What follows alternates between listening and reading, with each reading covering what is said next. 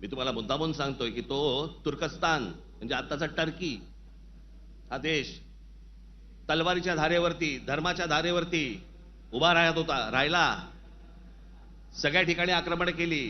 हा औरंगजेब म्हणजे हे सगळे आहेत ना, बाबर बिबर पासून सगळे, हे सगळे तुर्की मंगोलियन लोक आहेत.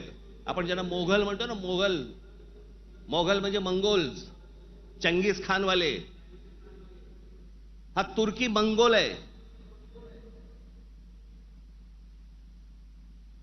सगळं धर्म, सगळं मुस्लिम धर्म तलवारीच्या धारेवरती सगळा देशभर जगभर पसरवण्याचा प्रयत्न केला.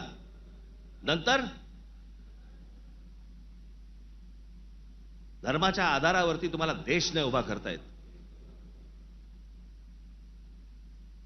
हे अनेक देशांना समजलं. त्यातला पहिला टर्की म्हणजे तुर्कस्तान. तिकडे 1922 साली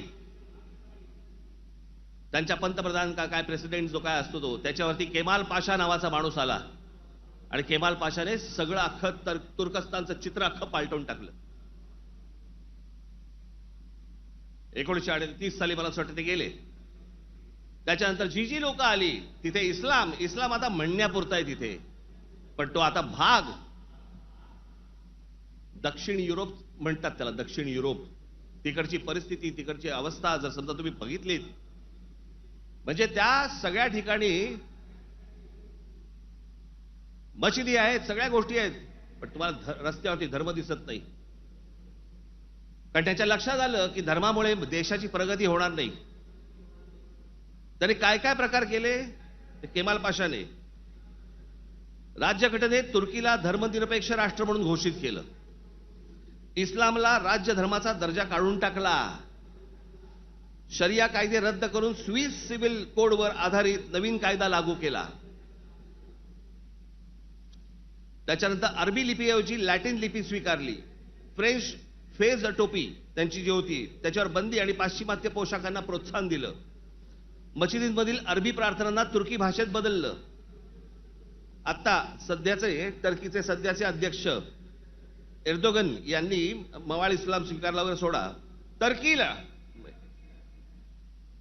दरवर्षी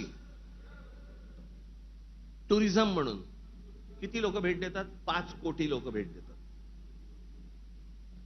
वर्षाला साधारणपणे $400 बिलियन त्यांचं उत्पन्न होतं, निर्माण होतं. हे देश सगळे त्याच्यातनं बाहेर पडतायत आणि आम्ही धर्मांधतेकडे जातोय. धर्म प्रत्येकाने जोपासला पाहिजे उंबरठ्याच्या आत.